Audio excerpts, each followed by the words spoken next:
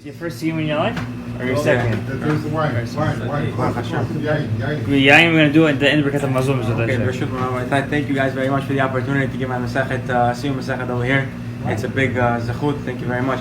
Actually, my Siyum Masechet and the whole Gemara Berachot, actually the end, is very much based off of what the Rabbi was saying before, how the importance of learning Torah. So it's actually very connected. So, of course, this is going to be Le'ilun Nishmat Tzipora Bat Adina. Tzipora Bat Adina.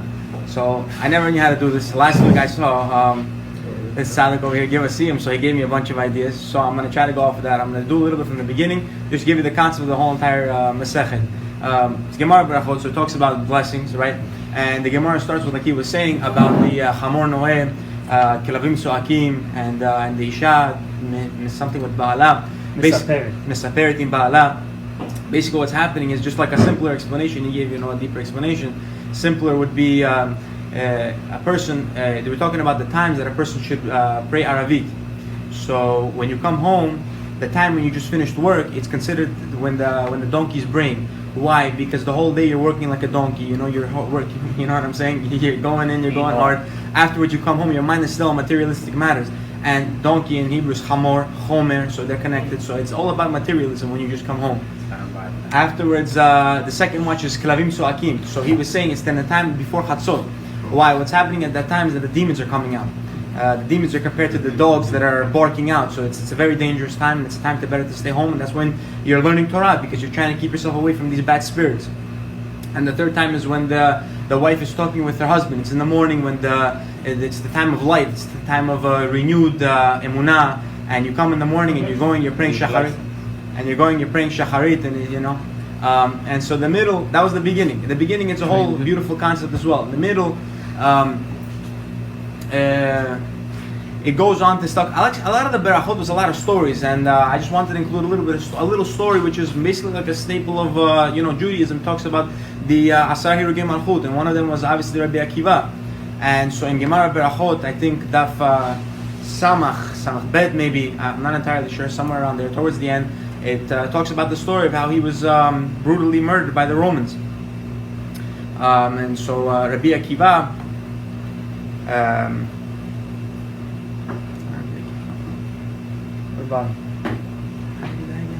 he was his face was ripped off. Before that, he was teaching Torah in public. He was teaching Torah in public. And so he's teaching Torah in public, and the Romans catch him, and the Romans take him, and they start, I think, Tornos Rofus Harasha. He takes and he starts combing his face off with a blade. It's very, very, it's terrible. And so he's laughing, and he's smiling, and he's saying Shema Yisrael, and his students are all around him, and they're talking to him, they're saying to him, Rabbeinu, how are you doing this? Even at this time, you're going to say Shema, and you're going to be laughing, you're going to be so happy. He says, all my life, I wanted this to happen, that I wanted to fix myself just by saying Shema Yisrael and dying L'Shem Shamayim, dying, to fix Hashem, to fix, because especially also, one of the biggest sins that a lot of us Jews do, unfortunately, is Chilul Hashem. And Chilul Hashem is only mechaper through what? Through dying L'Shem Shamayim, the way you're going to die. Just the way you're going to die is the only way you can fix it. And so Rabbi Akiva, he said, this is my greatest pleasure. There's nothing greater I wanted than to die like this. Now, I'm just going to do towards the end. This is already the end. It says, Rabbi Avin Halevi, he gives 4 different cases. Rabbi Avin Halevi Amar, Kol hadochek et hasha'ah, sha'ah dochakto, v'kol hanitchem mipnei hasha'ah, sha'ah nitcha mipanav. He's saying that anyone who pushes off the hour, basically anyone who doesn't, grab his moment, whenever he's able to do it, hasha'ah dochakto, the hour pushes him away. It takes him. You're gonna take someone for a ride. He's gonna take you back for a ride. He says, something like that. What he says,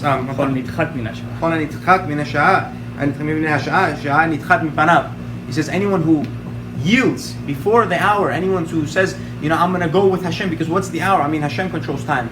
So he says anyone who yields before the time, that the time is gonna be yield before him. Basically, you have something to grab. This is just a big musar. You have something in front of you that you want to do. Don't say, I'm going to do it later. Especially with laziness. A lot of people, have the problem with laziness. Don't say, I'm going to do it later. I'm going to get up later. For example, Kriyat Shema L'Mitah. Don't say, I'm going to learn, before Chatzot. I'm going to, tomorrow. It's fine. I'm going to be okay. Why? Because then Shacharit, like he said, it's not going to be the same. So, He says, Midrabba, from where? And this is where do we learn this from? Rav Yosef. Rav Yosef. Midrabba Rav Yosef. From Rabbi and Rav Yosef, the Rav Yosef Sinai. They called Rav Yosef Sinai. And they called Rabba Oker Harim. So what does that mean? They call him Sinai. What's Sinai? Har Sinai. They called him Har Sinai because he knew all the Torah. He knew everything. They call him Sinai. He was so sharp in every little part of the Torah, in every single area. He knew everything. What do they call Rabba? Oker Harim. Why? I just thought to myself, he picks up a mountain, he's able to look under it. You understand? What happens is that he is analysis. He's analytical. He goes in. He can go deep. He's technical. He's understanding. It came to the time that they needed the Rosh Yeshiva. They called them. They sent to them the messengers. Sinai ve'oker harim. Ezem hem kodem. He said, you know who's going to be the one? Sinai or Oker Harim. Shalchu lehu. The rabbi sent back. Sinai kodem shehakol tzerichin lemarech hitaya. Sinai should take precedence. Sinai should be first. Why? He says, Af al pichen lo kibel Sinai tzerichin lemarech hitaya. Why? Because Sinai, they compared him to someone, the master of the wheat. You need a master of the wheat in the yeshiva. Why? What does that mean? Wheat is the staple of our lives. Wheat is bread.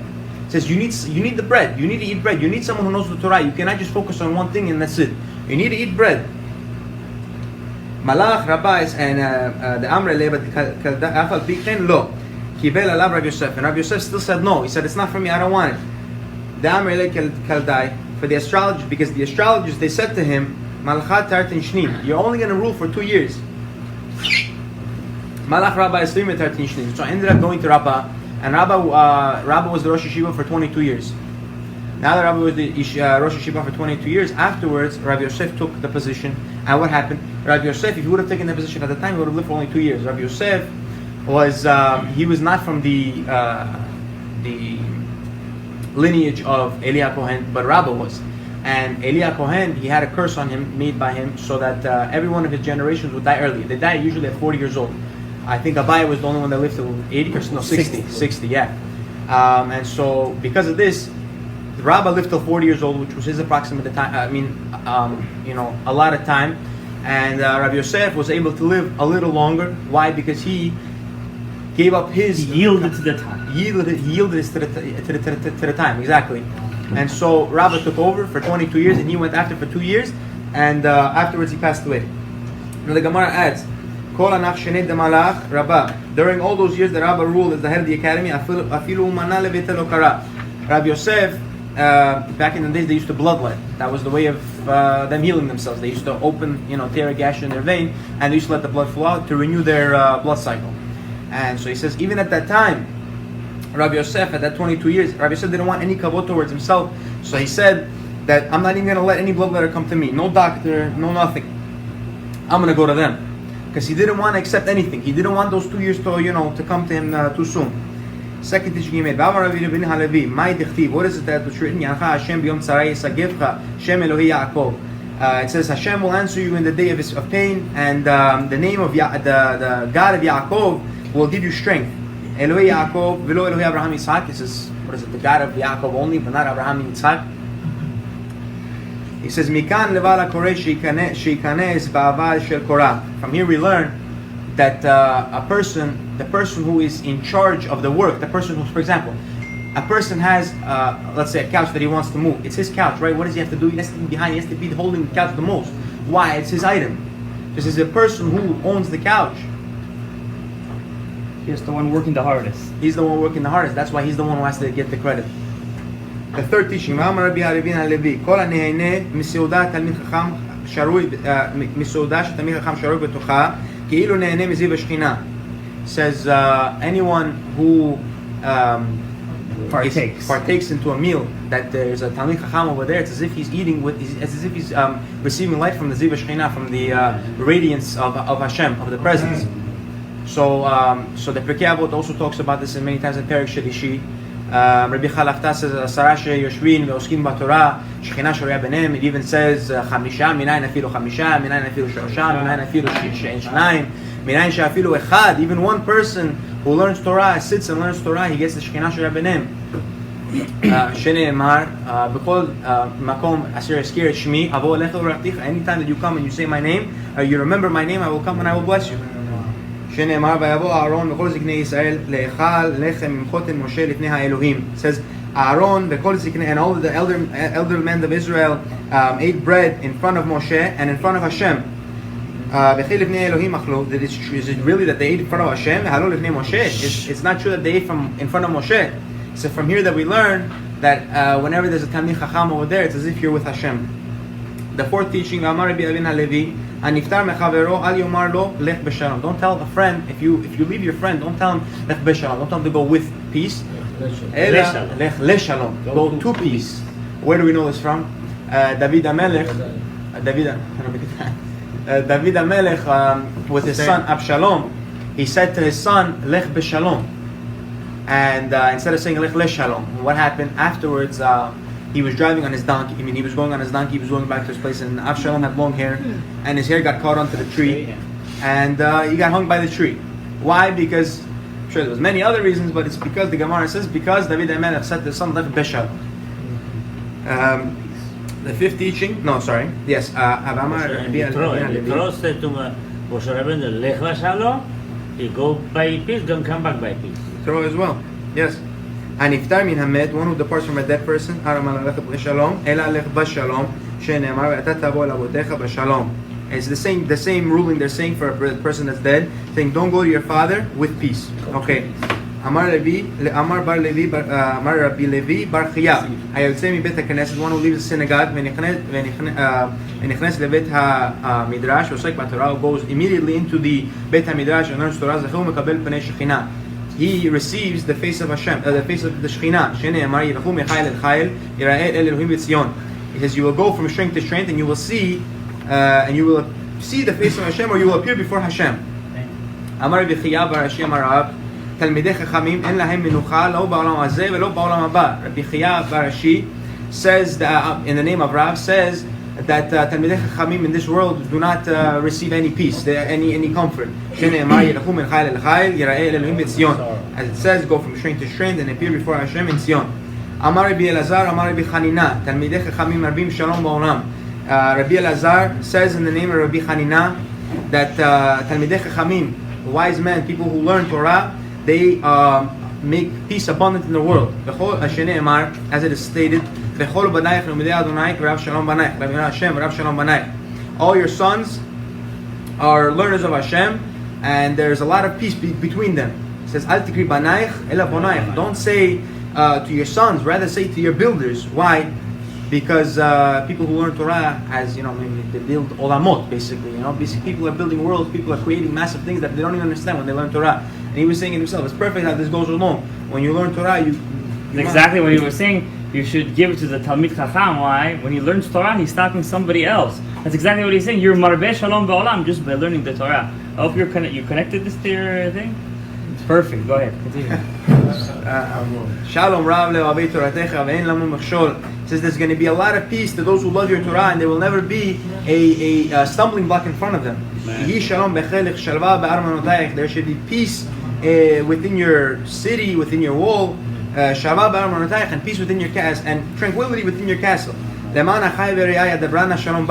the sake of my brothers and my friends, I will pronounce peace upon you. For the sake of Hashem, I ask for good. Hashem gives His nation strength. Hashem blesses His nation with peace. חזק וברך, מה זה עוזר? זה הדרן, סליק וזה ברכות. הדרן הלך מסכת ברכות והדרן עלן. דעתך הלך מסכת ברכות ודעתך עלן לא תנשו מנך מסכת ברכות ולתנשם מנן לא בעל מה הדן ולא בעל מה דעתה. יהי רצון מלפניך אדוני אלוהינו ואלוהינו שתהא תורתך אומנותינו בעולם הזה ותהא עמנו לעולם הבא. חנינא בר פפא, רבים בר פפא, נחמן בר פפא, חי בר פפא, אבא מרי בר פפא, רפרם בר פפא, רכיש בר פפא, סורחה בר פפא, עדה בר פפא, דרו בר פפא. הערב נא אדוני אלוהינו יתר אותך בפינו ובפיות עמך בית ישראל בני אנחנו וצאצאינו וצאצאי עמך בית ישראל כולנו דשמך ונעבדי תורך לשמם מאוהבי תחכמני מצוותיך כי לעולם היא לי יהי ליבי תמים בחוקיך למען לא אבוש שלעולם לא אשכח פיקודיך חכיבם חייתני ברוך אתה אדוני למדנו חוקיך אמן אמן אמן סלע ועד. מודים אנחנו לפניך אדוני אלוהינו ולאוהבתנו ששמתי חלקנו מיושבי בית המדרש ולא שמתי חלקנו מיושבת קרנות שאנו משכימים הם משכימים. אנו משכימים לידי תורה והם משכימים לדברים בטלים, אנו עמלים והם עמלים. אנו עמלים מקבלים שכר והם עמלים אינם מקבלים שכר. אנו רצים והם רצים, אנו רצים לחיי העולם הבא והם רצים לבאר שחת. שנאמר ואתה אלוהים תורידים לבאר שחת, אנשי דמים וממה לא יחצו עמהם ואני אפתח בך, יהי רצון לבניך. אדוני אלוהי, כשם שעזרתי לסיים מסכת ברכות, כן תעזרני להתחיל מסכתות וספרים אחרים ולסיימם, ללמוד וללמד, לשמור לעשות ולקיים את כל דברים תורתך באהבה וזכות כל התנאים והאמוראים ותלמידי חכמים. יעמוד לי ולזרעי, שלא תמוש התורה מפי ומפי זרעי וזרע זרעי עד העולם, ותתקיים בי בהלכתך, שתנחה אותך ושוכבך תשמור עליך והקיצותה היא תשיחך, כי בי ירבו ימיך ויוסיפו לך שנות חיים, אורך ימים בימינה בשמאלה עושר וכבוד. אדוני עוז לעמו ייתן, אדוני יברך את עמו בשלום.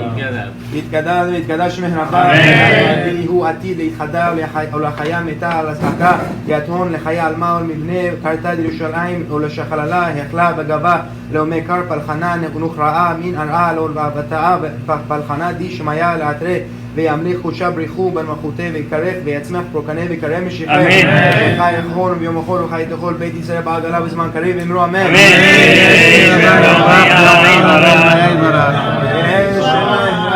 מברך לעולם ולעלמי עלמיה יתברך וישתבח ויתפאר ויתרומם ויתנשא ויתהדר ויתעלה ויתהלל שמך בקודשה בריחו, ואינם מכל ברכתה אשר ידעת ותשבחתה ונחמתה דאמר עלמה ואמרו אמן. על ישראל על רמנם על תמידהון ועל כל תמידי תמידהון ועל כל מן דעסקים באורייתא די באלתרא הדין ודי בכל אתר ואתר, יהא להון ולכון שלמה רבה חינם וחסדה ורחמים וחיי נחרים ומזננו וחי ופרקן מן קדמה והון דיבי שמעיה וערב, אמרו אמן. יהא שמם רבה מן שמעיה חיים טובים עלינו ועל כל ישראל, ואמרו אמן. עושה שלום במרומה והוא ברכה ויעשה שלום ועל כל עמו ישראל, ואמרו אמן. אמן. מזל טוב.